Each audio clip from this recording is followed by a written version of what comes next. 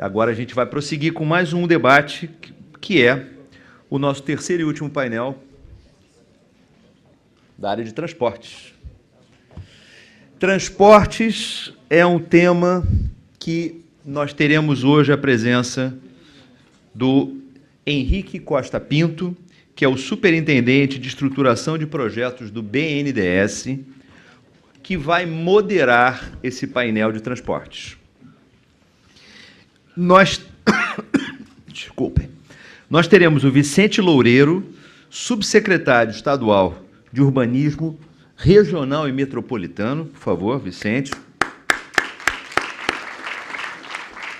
O Marcelo Guaranis, que é o presidente da Agência Nacional de Aviação Civil, a ANAC. E o Luiz Rocha, que é o presidente da concessionária Aeroporto Rio de Janeiro, que é o pool que envolve a companhia Odebrecht, mais o aeroporto de Xangui. Xangui, né? Não é Xangi. Xangui. Nós temos aqui hoje o ministro Moreira Franco não pôde participar, e a pessoa que o sucederia seria o Rogério Coimbra, que é o secretário de Políticas do Ministério da Aviação Civil. Se você me permite, Henrique, eu vou dar aqui uma provocação inicial nesse debate. E o Rogério não conseguiu voo para vir para o Rio de Janeiro, em Brasília. Aí, como a gente teve uma conversa antes, durante o break, eu tive a oportunidade de estar com o Henrique, com o Marcelo e com o Rocha, eu perguntei assim: chegamos, então, agora por conta desses eventos da Copa do Mundo, com uma nova infraestrutura, e chegamos, portanto, ao nosso limite? Só queria deixar essa pergunta para você, Henrique. Depois você provoca em determinado momento os nossos debatedores aí nesse tema. Bom debate a todos. Obrigado. Bom, boa tarde a todos. Obrigado, Marcelo. Vou usar a pergunta que você fez, mas quem vai responder aqui, acho que o seu xará, o Marcelo Guaranis e o Luiz Teve, acho que podem responder melhor do que eu essa pergunta.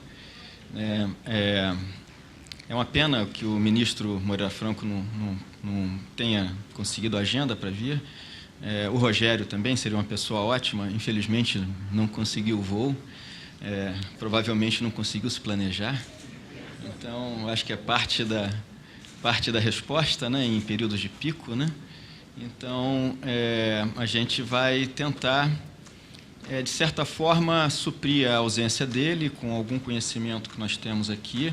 Eu acho que o Guaranis, o Luiz Teve, eu acho que eles conseguem cobrir uma parte do que o ministro Moreira Franco poderia falar. E nós temos também aqui nesse painel, né, o Vicente Loureiro, que vai falar de mobilidade urbana. O Vicente Loureiro, que é o subsecretário estadual de Urbanismo Regional e Metropolitano. Eu acho que a gente pode até fazer um link interessante entre aeroportos e mobilidade. Na prática, nós estamos falando de mobilidade urbana e interurbana via aeroportos, né, via aviões. Eles têm que estar conectados. Eu acho que a conexão na mobilidade é um dos pontos principais. Então, a gente vai ter oportunidade também de abordar esse assunto. E, aparentemente, dois temas de infraestrutura que parecem desconectados, eles não são desconectados, e a gente pode abordar essas questões. O Luiz Teve, que é o presidente do aeroporto aqui, concessionado do Galeão, ele deve considerar esse tema super relevante para a operação dele, assim, um dos pontos mais relevantes, essa questão de mobilidade urbana, de conexão com o aeroporto. Então, essas questões, eu acho que elas estão muito conectadas e a gente pode ter um debate aqui bastante interessante. Eu vou começar falando um pouco, só para provocar, do histórico do que aconteceu nos últimos anos, nos aeroportos, né, a nossa gargalo de infraestrutura, que é o tema que a gente fala de vários setores, não só de aeroportos, mobilidade urbana, e como isso vem acontecendo. Parte das razões que levaram a esse gargalo de infraestrutura são as mesmas que causou uma falta da infraestrutura para aeroportos e também a questão da mobilidade urbana, que foi o crescimento do país e a mobilidade social, né? A mobilidade social com a cultura de usar carro e o incentivo de usar carro trouxe, nos últimos anos, um aumento do volume de automóveis nas cidades. Alguns números que a gente vê duplicou nos últimos 10 anos, ou às vezes até triplicou, sem um investimento adequado, mas eu acho que o Vicente pode abordar essa questão com muito mais profundidade. Eu acho que ela tem que ser abordada com mais profundidade. A gente tende a olhar as questões pelo sintoma e tentar resolver de uma forma muito imediatista. Eu acho que a gente precisa olhar no longo prazo, né? De uma forma geral, infraestrutura, ela depende de um planejamento de longo prazo. Elas demoram para serem planejadas, para serem implantadas e ficam como um legado para várias gerações. Então, a gente atuar em sintomas, achando que está resolvendo problemas, às vezes a gente não está resolvendo, está só piorando os problemas. Bom, os aeroportos nos últimos anos,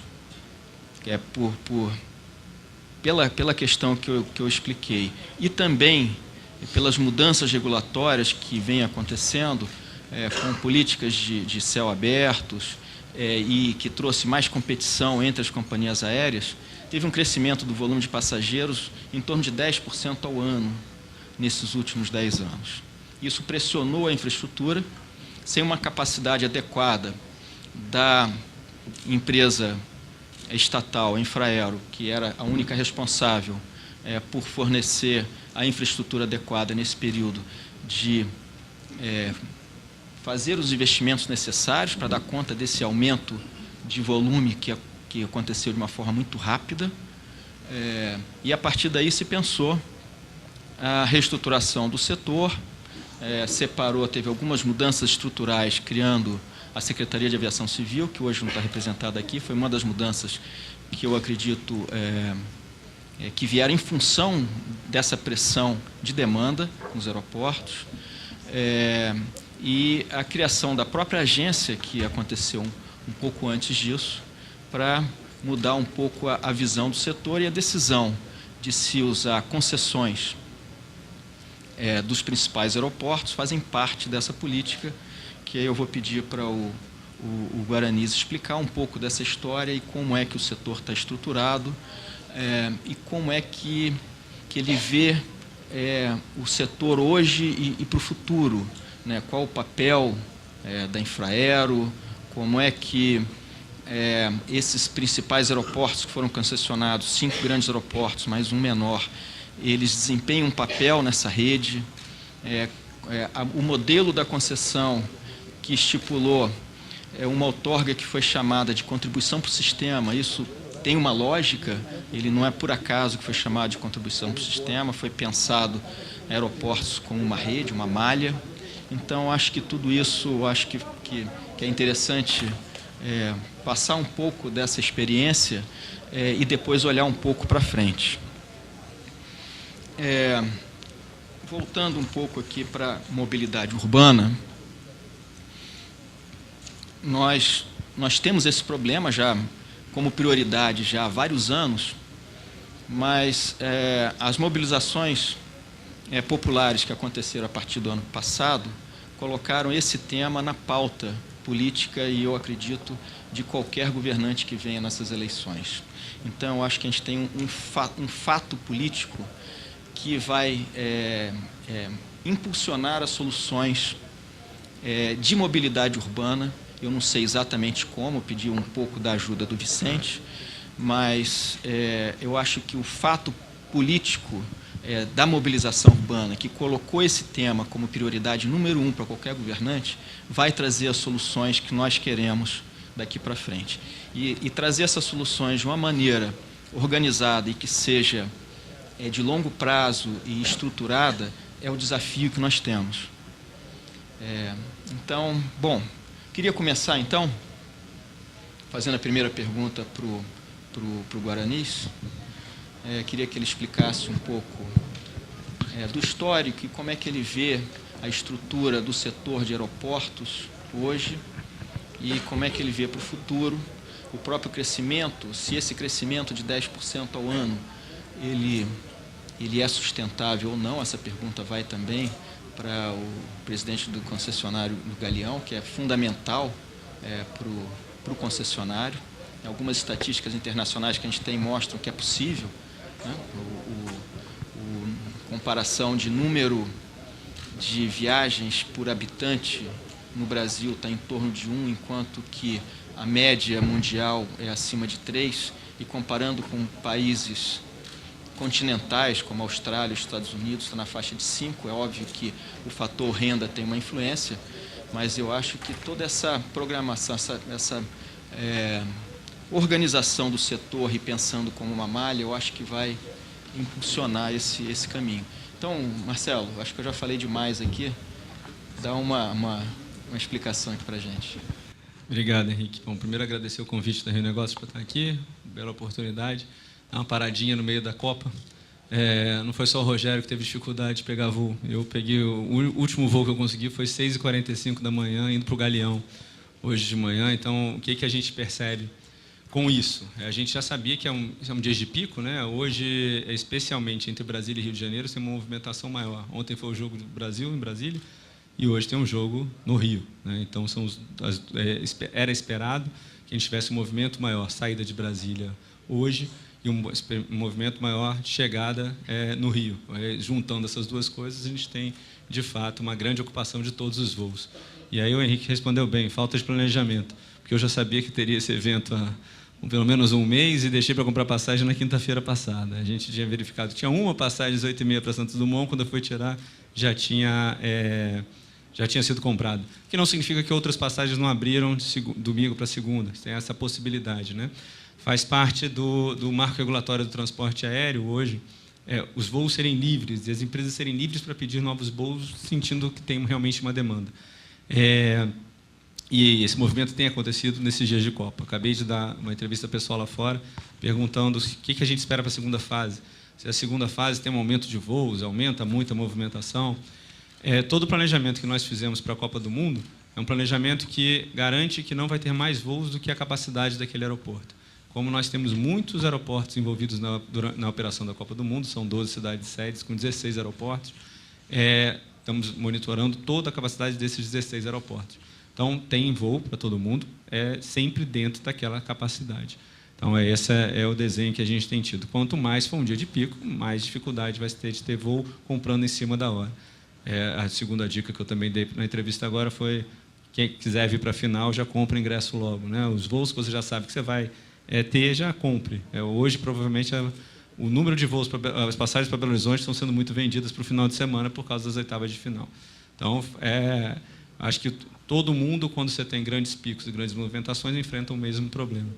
Mas o que temos visto é que a infraestrutura tem expandido, ainda com as dificuldades que o Henrique colocou. O Henrique trouxe um histórico importante do setor de aviação civil, lembrando que nos últimos 10 anos a gente tem 3 vezes mais o número de passageiros, né? Vários fatores levaram a isso.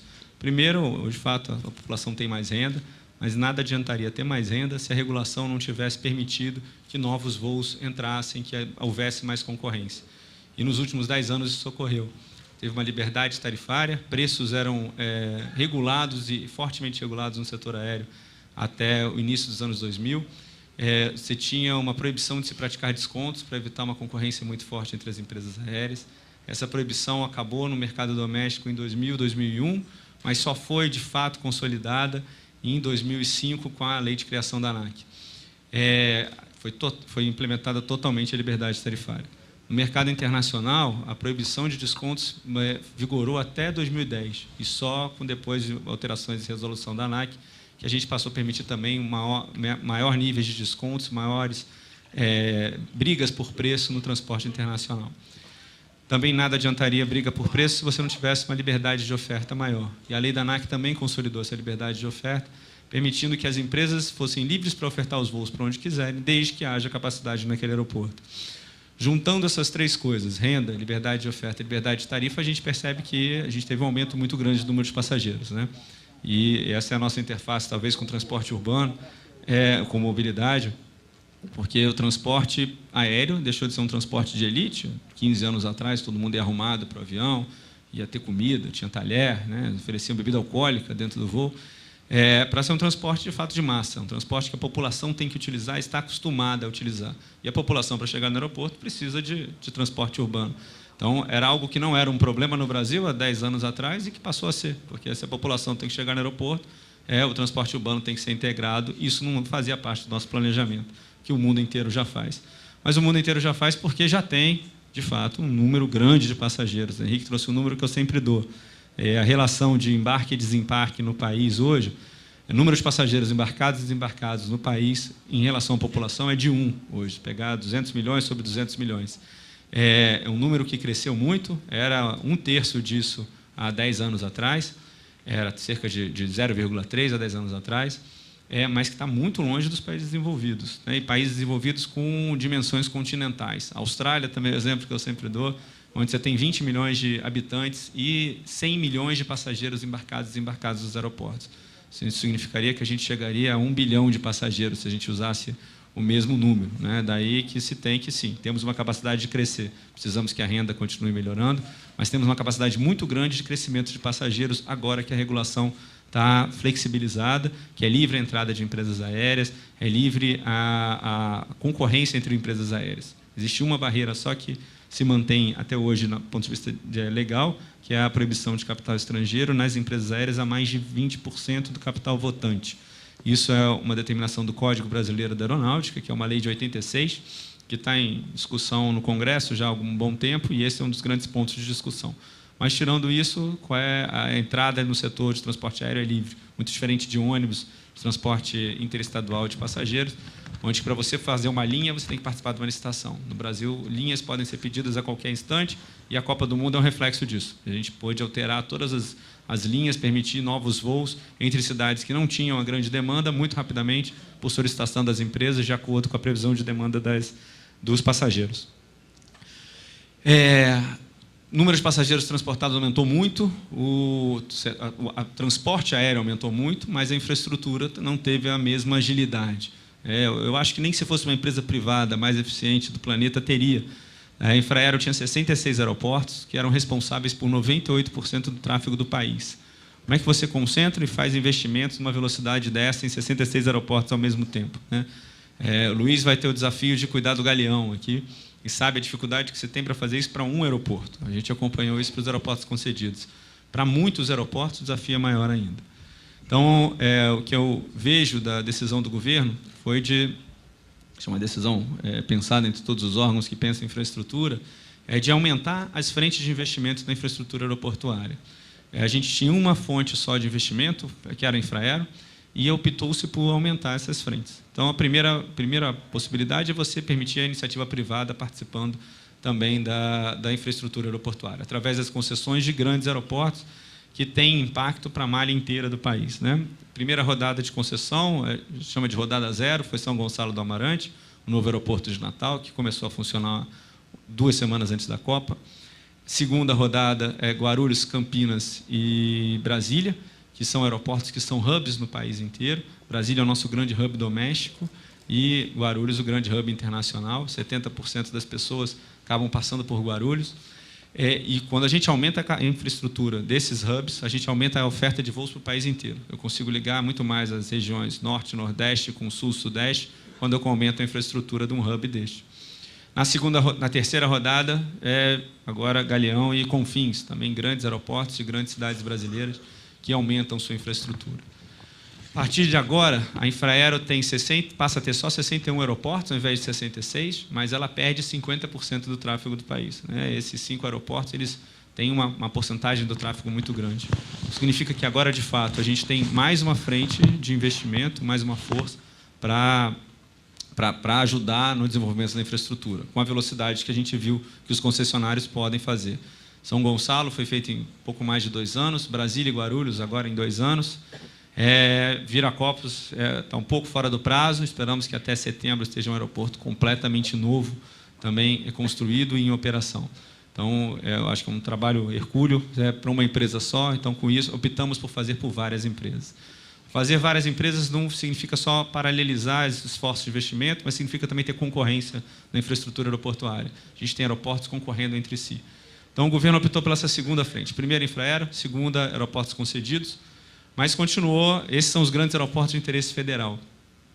Tem uma quantidade grande de aeroportos que precisam ser desenvolvidos e que talvez tenham interesse muito mais local, muito mais estadual. Por isso, o Programa de Aviação Regional, onde uma previsão de investimento em 270 aeroportos agora, feitos através do governo federal, em parceria com os estados, mas para depois ser preferencialmente explorado pela iniciativa privada também.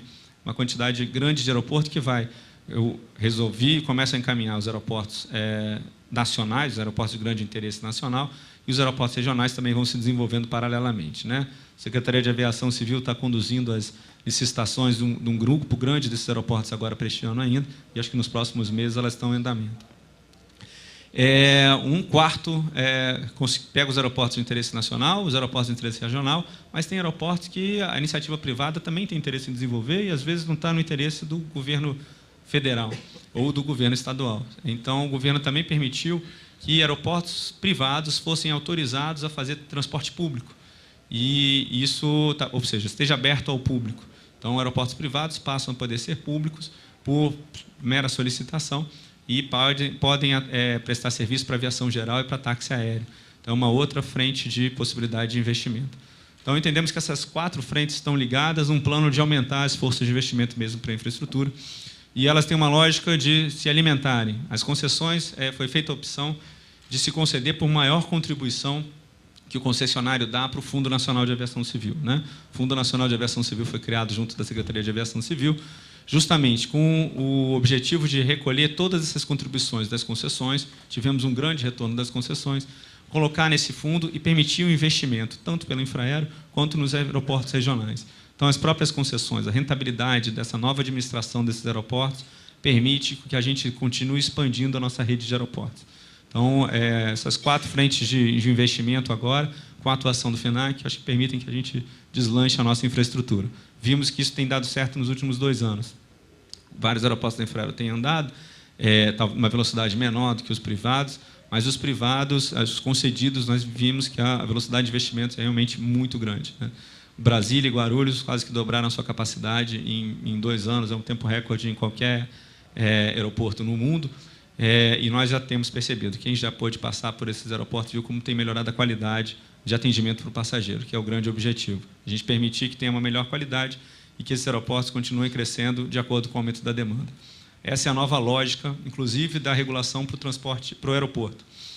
Os aeroportos concedidos continuam tendo que investir de acordo com a previsão de aumento da demanda. Aumenta a demanda, ele tem que aumentar seu nível de serviço, tem que manter o nível de serviço, tem que aumentar a sua capacidade para poder continuar processando aquela demanda com a mesma qualidade. E essa qualidade é aferida tanto na área por passageiro, que é o nível de serviço, quanto nos indicadores de qualidade, que cada aeroporto passa a ser medido, um conjunto de mais ou menos 30, dependendo do aeroporto, e que impactam na tarifa dele. Se o aeroporto não tem a nível de serviço adequado, ele é multado, e se ele não mantém um índice de qualidade, ele perde tarifa, né? Perde o reajuste, ou pode até ter um reajuste negativo. São os incentivos que a gente acredita que os concessionários vão seguir para poder manter a infraestrutura se expandindo. E o nosso desafio agora é pegar essa mesma política e fazer isso funcionar para a Infraero. É o nosso grande desafio do próximo ano, como implementarmos níveis de serviço e indicadores de qualidade numa empresa pública que não tem o mesmo nível de incentivo que o Luiz tem para ganhar dinheiro. Então, é como que o governo pode nos ajudar a melhorar a governança da Infraero para que a gente possa fazer o mesmo arcabouço regulatório sobre os aeroportos da Infraero. Acho que eu peguei quase todos os seus pontos aqui. Obrigado, Guaranis. Agora eu queria passar esse mesmo tema para o Luiz Teve, para saber dele como é que ele está encarando essa regulação, como é que ele está vendo o crescimento do número de passageiros dentro do aeroporto. E depois eu queria falar também, porque depois eu vou pedir para o Vicente falar de mobilidade urbana, como é que você está vendo a chegada do BRT lá no aeroporto e como é que essa questão ela também tem uma relevância para os aeroportos. Obrigado, Henrique. Bom dia a todos. Queria inicialmente agradecer a Rio Negócios, ao Marcelo Haddad, pelo convite. É um prazer estar aqui na presença dos ilustres panelistas para informá-los e discutir o futuro, né, do aeroporto do Galeão. Olha, o aeroporto, obviamente, é a porta de entrada, né, da cidade, do Estado, e o Rio de Janeiro é, sem dúvida nenhuma, a cidade, acho que mais desejada, né, no turismo internacional para o Brasil. Então, é natural que exista aí um desejo muito grande do turismo internacional em conhecer o Rio de Janeiro. Vocês todos têm acompanhado o nível de investimentos que está sendo feito na cidade, né, do ponto de vista de transporte, turismo, com melhorias à vista, né, nos próximos anos. E, obviamente, o aeroporto terá que se preparar para absorver esse crescimento esperado, né, de passageiros. Contextualizando um pouco para que vocês entendam como está a nossa concessão, né, vocês acompanharam provavelmente pelos jornais, em novembro nós vencemos a licitação para a concessão do aeroporto do Galeão. Em abril o nosso contrato foi assinado. Os primeiros 60 dias nós estávamos preparando o planejamento dos investimentos, das operações, para submeter à ANAC. E, recentemente, no dia 9, nós iniciamos o período que se chama de operação assistida, no qual a Infraero é responsável pela operação e nós iniciamos o processo de aprendizado e participação direta na operação. A partir de agosto, nós inverteremos esse papel, ou seja, a Infraero passa a nos apoiar e nós seremos os operadores do aeroporto. E, após esse período, entre 30 e 60 a 90 dias, nós seremos os operadores plenos do aeroporto do Galeão. Então, esse para contextualizá-los do programa, né? Obviamente, o Rio de Janeiro, todos acompanham, né, perdeu, há 20 anos atrás, o posto, né, de ter o seu melhor aeroporto do país, né, talvez 30 anos atrás. Eu tive o prazer de participar da construção do Galeão há 30 anos atrás, então estou voltando agora satisfeito de poder refazê-lo, né? E aquele movimento, obviamente, que também levou em consideração os investimentos econômicos na cidade, o elevado nível a questão da segurança, né, a insegurança que se estabeleceu há muitos anos atrás, e levou naturalmente a uma redução da utilização do aeroporto e, consequentemente, de interesse das companhias aéreas, de interesse do turismo. E agora nós estamos vivendo exatamente uma virada nessas questões, quer dizer, claramente com a descoberta do pré-sal, né, existem investimentos aí previstos só na área de petróleo de mais de 100 bilhões de reais para os próximos 3 anos, né. Existe um interesse e uma necessidade muito grande da presença de empresas estrangeiras aqui. Como o Marcelo disse, a dificuldade de conseguirmos voos durante a Copa significa também que o nosso país está em evidência no mundo, né? E o Rio de Janeiro seguramente estará em maior evidência ainda na final. Todos esperamos que o Brasil jogue com alguém, né, na final. E então, isso tudo e a pacificação com que os jogos, né, têm progredido, com a alegria dos torcedores, isso tudo repercute internacionalmente. Então,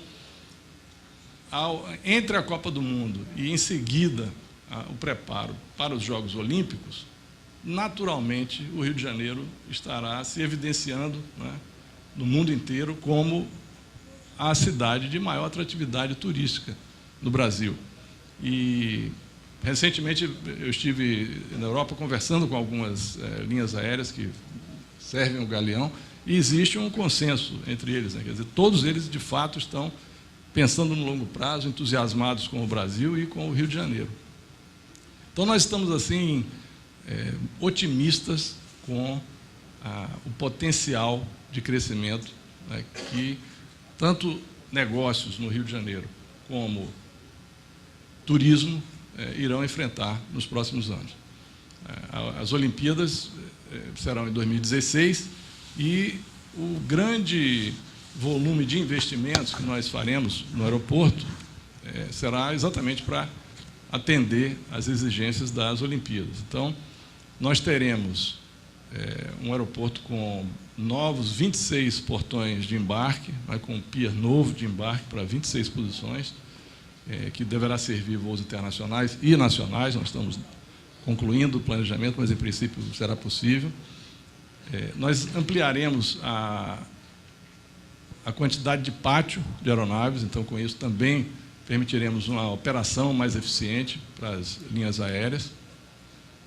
Nós vamos ampliar as áreas comerciais, tanto no lado que nós chamamos terra, né, que é o lado comum, antes de passarem pela segurança, como na parte restrita dos passageiros. Então, vocês ainda vão ver muitas obras no Galeão para os próximos 2 anos, eu diria, mas os resultados serão vistos plenamente em abril de 2016, mas eu diria que já uma série de medidas que vão ser tomadas para a melhoria da oferta de serviço para os passageiros, para a questão de operação das linhas aéreas, né, tanto em termos de segurança como eficiência do aeroporto.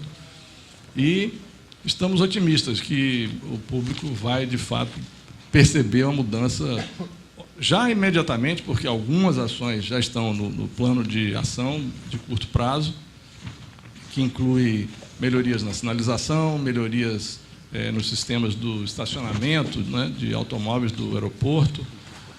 Nós vamos ter já também mais ofertas de restaurantes, bares. Existe uma melhoria prevista também para elevadores, escadas rolantes, que são as grandes queixas, né, cobertas de razão dos usuários do aeroporto, e já num curto prazo. Então, nós estamos otimistas que o Rio de Janeiro voltará a ser a grande objeto de desejo, né, do turismo internacional e, obviamente, com todos os negócios que são desenvolvidos aqui no Rio de Janeiro, o Galeão voltará a ser também a porta de entrada principal do Brasil, né, no futuro breve. Guarulhos tem, como o Marcelo disse, feito um investimento muito grande, é um aeroporto hoje modernizado, fizeram um esforço muito grande, mas eles têm um limite de passageiros, que nós, no Galeão, somos afortunados, temos mais área, poderemos construir uma terceira pista no futuro breve, quando necessário, e não nos falta área de check-in, áreas para check-in, né, de terminais, porque nós temos ali quase 400 mil metros quadrados de área entre os 2 terminais. Então, nós estamos otimistas que o Galeão voltará a ser, em breve, a porta de entrada para o turismo internacional no Brasil. Obrigado, Luiz. Nós temos pouco tempo aqui, eu vou passar para o Vicente, porque esse tema de aeroportos é um tema que me empolga particularmente. A gente poderia falar, por exemplo, da mudança conceitual, né, que nós estamos passando e que vai ser visto por todos vocês entrando nos aeroportos, né, o aeroporto visto como um lugar de serviço para as pessoas, né, toda a questão da prestação de serviços, de comércio no entorno, né, a possibilidade de se criar uma cidade em torno dos aeroportos, que também tem a ver com a lógica da cidade. Isso é uma mudança conceitual muito forte que nós vamos começar a ver agora. Eu acho que a gente não vai ter tempo de aprofundar isso aqui, mas a gente teria muito mais temas aqui para aprofundar. Então, vou passar aqui para o Vicente, para dar uma perspectiva de uma lógica dessa nossa urbanização e como a gente tratar dessas questões de mobilidade atuais.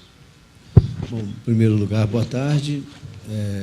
Quero agradecer muito o convite da Rio Negócios e da Codim, realizadores do evento, na pessoa do Marcelo e da Conceição.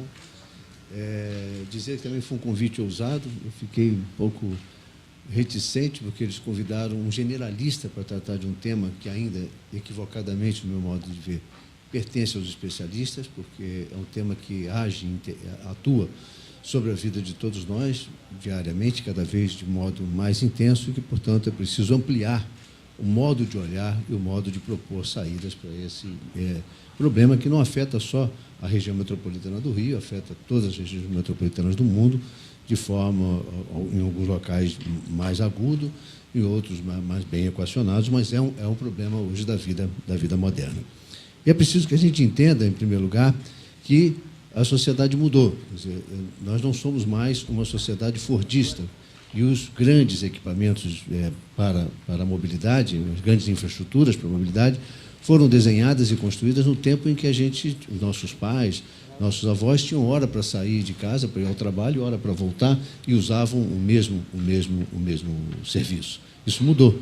Todos nós, a maioria de nós, pelo menos, hoje tem, e as pesquisas do PDTU, do Plano Diretor de Transportes Urbanos da região metropolitana do Rio, acusa isso. Quem vai não necessariamente volta no mesmo modal. Uma boa parte da população. Então, isso aponta para a necessidade da gente pensar, de outro modo, as redes e as infraestruturas necessárias a atender a essas nossas demandas, que ficaram mais complexas, e a gente também ficou um pouco mais sofisticado na exigência em relação a fazer a trazer para nossas vidas esses serviços e atividades que, antigamente, ou estavam destinadas aos que tinham mais renda, ou estavam colocadas apenas à disposição nos fins de semana, nos feriados. Bom, a segunda questão que acho que é importante analisar em relação a essa rede disponível, as mudanças também estruturais que ocorreram, é que, nesse tempo, também, no Brasil em particular, nós incentivamos nos últimos anos a crença de que o automóvel poderia ser a solução para as nossas necessidades cada vez mais complexas e maiores.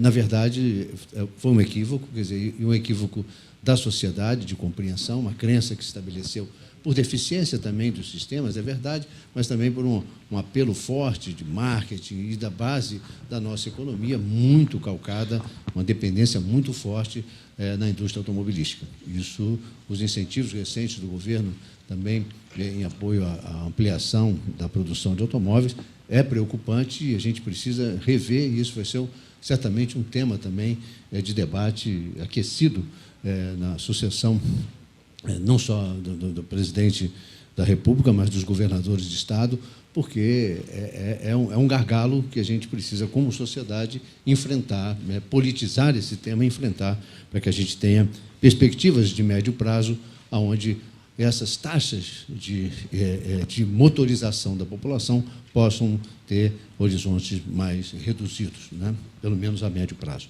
Então, eu acho que é outra questão que a gente precisa rever. Uma outra que me parece também que está ficando clara, apesar de resistências de alguns especialistas, que é a seguinte: nós temos também uma visão, no caso do Rio de Janeiro, ela está bem acentuada, no meu modo de ver, que os meios, os sistemas de transporte, quase todos sob concessão, viraram concorrenciais entre si. Talvez eu invejo um pouco o modelo de regulação tão bem apresentado aqui, em que a gente precisa olhar um pouco o nosso para o sistema de mobilidade, que a gente não foi capaz de entender que essas diferentes agentes ou diferentes atores podem e devem atuar de modo complementar e suplementar e não concorrencial. É um equívoco absurdo entender que esse é o meio que funciona, aquele não funciona, esse é de grande capacidade, quando nós precisamos de grande, de média, de pequena, desculpe a brincadeira, mas atacar por terra, marear o problema. Quer dizer, o BRT é muito bem-vindo, sim, é um equívoco, né? A gente assistia ainda alguns especialistas a falarem mal dessa iniciativa absolutamente importante para criar uma rede de mobilidade mais acessível e mais integrada, e que possa varrer o território, onde uma boa parte do território metropolitano cresceu e se estabeleceu não tendo trens e não tendo metrô. E a gente precisa, então, abastecer e atender essa parte do território. A outra coisa que eu peço uma cola às palavras do Luciano Coutinho, presidente do BNDES, e a gente torce para que ele tenha razão, e se ele tiver razão, ainda reforça mais essa perspectiva que eu falei da integração entre os modais e os atores que operam o sistema na região. Se é verdade, e a gente torce para que seja, as palavras do Luciano Coutinho, vamos ter um processo de desenvolvimento aquecido e fortalecido no estado do Rio de Janeiro, em especial na região metropolitana, onde é que vai morar o emprego? Continuará morando, como morou nos últimos 30 anos, concentrado no núcleo da metrópole, 75% dos empregos gerados na metrópole, ou teremos uma outra situação, com 60%, 55%, por exemplo? Por que eu digo isso? Se é verdade o que ele fala, e o que ele fala tem boa parte de localização no espaço, na periferia metropolitana, a matriz de mobilidade tem que mudar. Não pode ser essa, porque essa foi desenhada por uma outra perspectiva. Então, também é um desafio importante entender. E aí, talvez, por conta dos recursos, mesmo acreditando, sendo otimista nos recursos disponíveis, é claro que quando a gente fala de infraestrutura de transporte de massa, principalmente com o metrô, são muito onerosas, exigem investimentos muito vultosos. Talvez operações que fiquem em pé para o saneamento, em PPP ou concessões, não fiquem em pé num primeiro momento, pelo menos nessa circunstância de hoje, ou de curto prazo, não fiquem em pé para metrô, como a gente vê, por exemplo, no Canadá, em outros países em que linhas de metrô são feitas em regime de PPP e ficam em pé. As condições, as perspectivas econômicas da população, a renda, podem permitir. Aqui, me parece que ainda podem ficar para um período um pouco mais, onde a gente tenha mais maturidade, mais substância na economia. E até lá, o que fazer? Como é que a gente pode responder, né, a essas necessidades, essas demandas e essas mudanças da matriz de mobilidade? Então, é importante que a gente tenha essa visão de complementariedade entre os diversos modais, e eu radicalizo até com exemplos, e pelo mundo já estabelecidos, de corredores multimodais, ou de superposição de algumas linhas e alguns serviços, como é o caso de Londres, por exemplo, em que ninguém morre por isso. Muito ao contrário, a cidade se revitaliza e se revigora com um sistema de mobilidade, talvez, das grandes metrópoles, dos mais eficientes do mundo. Então, essa era a segunda questão que eu queria colocar. E, no caso da região metropolitana, há um debate nas perguntas que você nos sugeriu para esse debate, nas provocações prévias que você levantou, há uma questão sobre o esforço do governo federal de fazer os planos de mobilidade municipais, etc. Nas regiões metropolitanas, eu sou absolutamente cético. Eu acho que tem que ser metropolitano. A escala essencial da mobilidade é metropolitana nessas regiões e precisa ser tratado como tal. É importante envolver os municípios nesse esforço, compatibilizar com eles os interesses das diversas operações que estão em curso, mas é preciso que a gente tenha essa visão. E, do ponto de vista do conceito, está correto, quer dizer, o plano diretor veio antes, o Ministério das Cidades incentivou, depois os planos setoriais de saneamento, agora o de mobilidade, na escala de... Agora, nas regiões metropolitanas, isso não funciona assim. Quer dizer, a gente não teve planos diretores metropolitanos. A gente está defasado nesse tema no Brasil há muito tempo, desde que a Constituição passou a vigir no país. Nós viramos um país que deixamos de tratar o tema metropolitano. O Rio de Janeiro, inclusive, extinguiu toda e qualquer perspectiva nesse sentido. Então, nós nunca tivemos um desenho de uma metrópole, um modelo de metrópole a perseguir.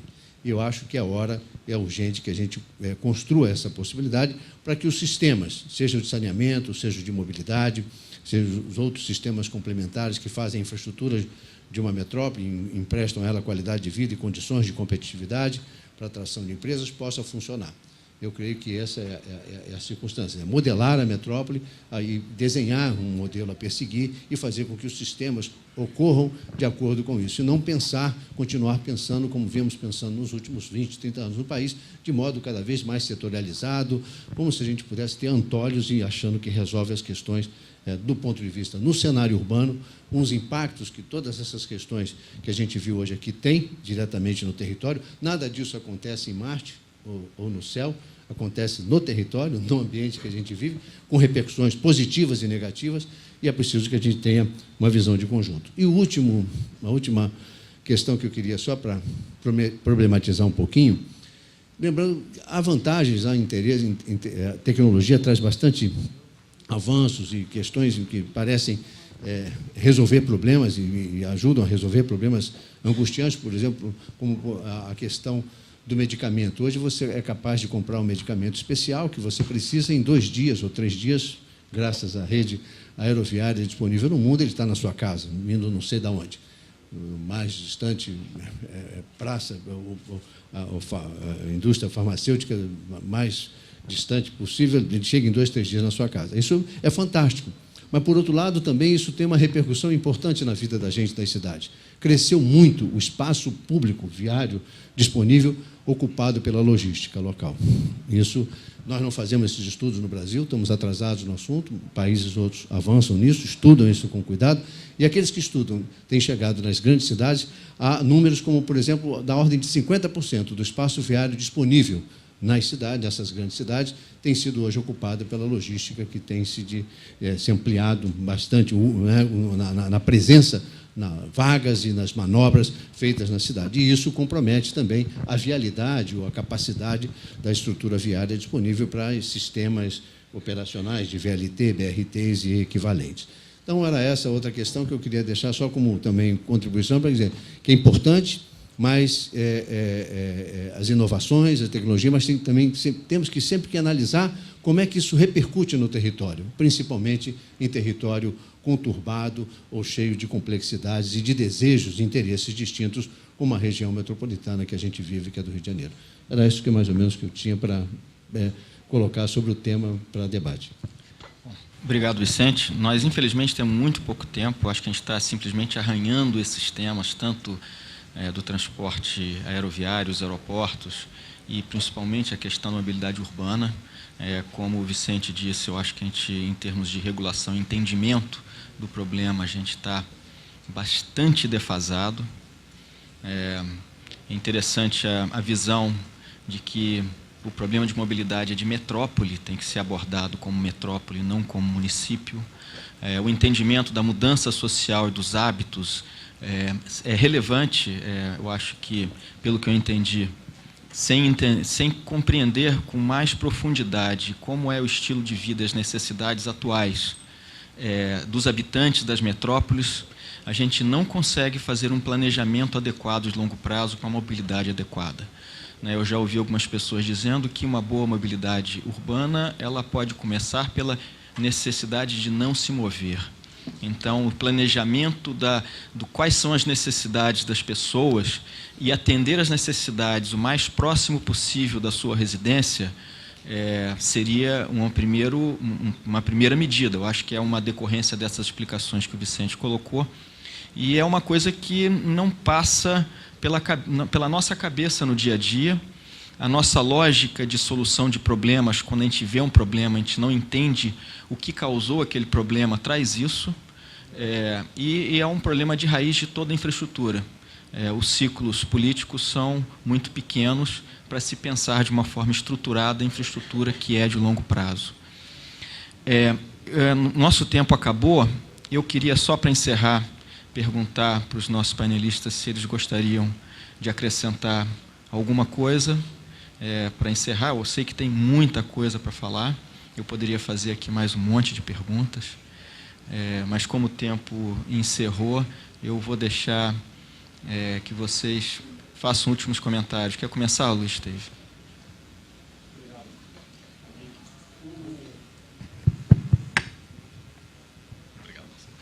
Rapidamente, só o tema que o nosso subsecretário comentou, da mobilidade, da carga, um dado interessante, né, que depois que nós estivemos lá no Galeão, começamos a perceber 30% das cargas que vêm para o Rio de Janeiro por aviões vão para outros aeroportos. Então, esse é um primeiro absurdo da nossa logística, né, quer dizer, que também não foi desenvolvido como merece o Rio de Janeiro e como deverá ser feito. Então, fica aí esse registro, né, que nós temos que fazer um esforço para trazer a carga do Rio de Janeiro pelo aeroporto do Rio de Janeiro, que é o mais lógico, né? Com relação ao desenvolvimento econômico, né, do entorno do aeroporto, eu não comentei, rapidamente, nós temos no Galeão 1,7 mil hectares de área que nós pretendemos desenvolver com novos hotéis, com centros de convenção, quer dizer, é uma área nobre que está ali em volta do aeroporto, que também será desenvolvida a seu tempo, gerando negócios, passageiros E, enfim, queremos também que, no futuro breve, os passageiros possam sair e chegar do Galeão, não só de táxi, automóvel e BRT, que tem saído e chegado cheio, né? Mas também de trem, de barco, de outros meios de transporte, né? Que, de fato, farão a mobilidade do Rio de Janeiro muito mais efetiva. E agradecer, mais uma vez, o convite de vocês. Bom, Henrique, obrigado. Bom, acho que fechar, acho que também dando um gancho para a mobilidade de aeroportos, o que eu tinha colocado na minha primeira fala foi justamente como a gente passa a ter que atender mais o povo, né? O povo, a população inteira passa a utilizar aeroportos. E nesses últimos anos a gente tem visto não só a necessidade de expansão de infraestrutura, como da melhoria da integração da cidade com os aeroportos. E rodando todos os aeroportos agora antes da Copa, tenho ido a vários, eu tenho visto iniciativas muito interessantes em várias cidades, né, que a gente não tinha isso. O BRT daqui, hoje foi a primeira vez que eu vi a estação mesmo funcionando, achei interessantíssimo ele já funcionando. Em Brasília, salvo engano, está à vésperas também da inauguração do nosso. Eu nunca sei qual é a sigla correta para se utilizar o que vai ter lá, mas acho que também é um BRT. Porto Alegre tem uma ligação também que estamos fazendo agora. Congonhas também, finalmente. Não ficou pronto para a Copa, mas acho que o planejamento é ficar pronto esse ano. Recife, uma integração com o metrô, com o ônibus, que eles acabaram de interligar o aeroporto também. E Cuiabá, acho que também está no projeto. Então, a gente vê que é interessante as cidades pensando em se interligar com os aeroportos. Era o que todo mundo queria. Conseguir chegar a Santos Dumont de metrô, acho que é a nossa meta, né? E a gente continuar trabalhando nisso. A nossa parte a gente vai continuar fazendo, expandindo a infraestrutura, fazendo com que a infraestrutura aeroportuária seja cada vez mais eficiente e adequada aos interesses dos passageiros. Eu acho que a gente tem visto que os diversos municípios têm trabalhado também na integração da mobilidade. Continuemos assim. De minha parte, eu queria aproveitar a sua dica, Henrique, sobre essa história de uma metrópole polinucleada, principalmente para absorver uma parte desse crescimento da economia, das oportunidades apresentado aqui durante a manhã, e eu creio que nos serviços, né, principalmente além dos polos citados, do Comperj, etc., os portos, Itaguaí, do Rio, enfim. Além de tudo isso, eu acho que tem uma expectativa de expansão nos serviços que pode estar melhor distribuídos no território, em centralidades já consagradas, ou mesmo centralidades inventadas, como é o caso da Barra da Tijuca. O que é interessante disso é que a gente fazer com que dispense viagens e deslocamentos que podem ser resolvidos se o hospital ou se o colégio de segundo grau, a escola técnica, estiver mais perto de casa, não dependendo de sistemas de grande capacidade para fazer coisas tão comezinhas, como serviços essenciais à população, ou outros que a gente faz de abastecimento da casa das pessoas, enfim, essas coisas que não precisa de ter centralidade excessiva ou concentração excessiva, e sim uma melhor distribuição vai fazer melhor a todos e consequentemente, fazer uma mobilidade mais amena e mais agradável. Muito obrigado aí pela lembrete. Bom, queria agradecer aqui os panelistas, nosso tempo já se esgotou, e queria agradecer também a organização, Marcelo, Renato. Muito obrigado aqui pela oportunidade. Eu acho que o debate foi, ao meu ver, bem interessante, mas eu acho que só criou mais curiosidades, eu acho. A gente só arranhou a superfície dos temas, eu acho que teria muito mais coisa para a gente desenvolver, e se houver uma outra oportunidade, eu estaria à disposição, eu acho que os outros panelistas também. Muito obrigado.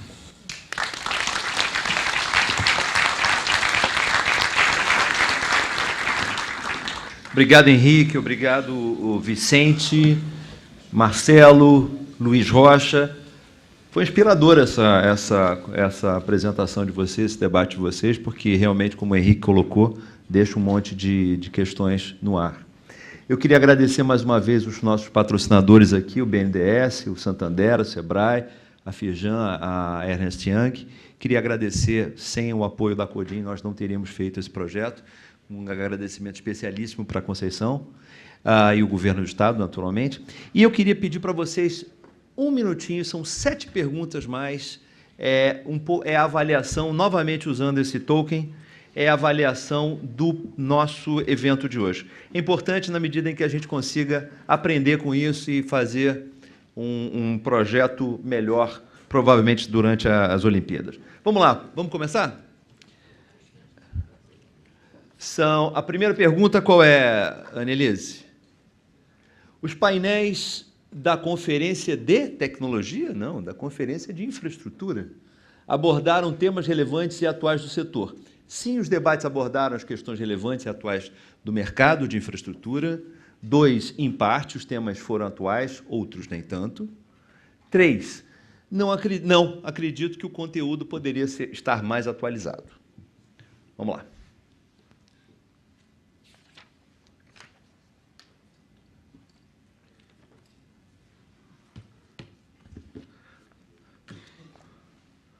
Podemos ir para a próxima? Ainda não? Puxa vida. Vamos lá. Essa vai demorar 20 segundos, hein? Vamos lá. Qual foi o grau de fluidez e objetividade dos debates? Ruim, médio, bom e excelente. Pessoal da Rio Negócios, votando em peso, hein? Brincadeira, o pessoal da Rio Negócios não vota. Nem do governo, hein?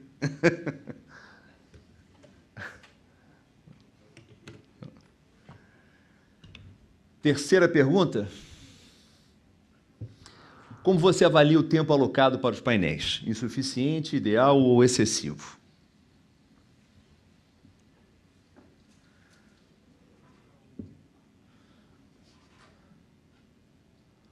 Número 4, pergunta 4, nós temos: como você avalia o networking proporcionado pelo evento? Insuficiente ou bom? Médio, bom ou excelente?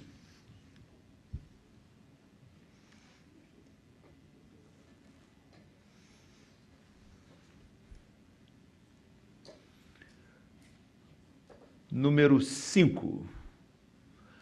O evento trouxe novas ideias e oportunidades de negócio? Sim ou não?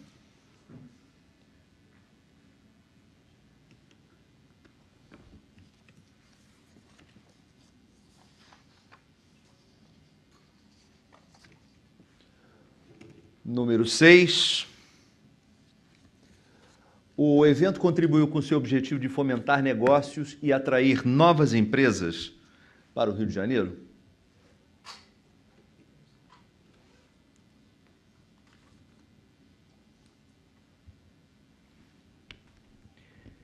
E a última pergunta: você recomendaria a participação num encontro como esse futuramente?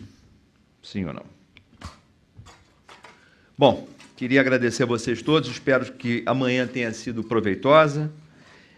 Espero encontrá-los agora durante um almoço rápido lá fora e que a gente possa trocar opiniões, cartões e avançar nessa conversa. Muito obrigado, bom dia a todos.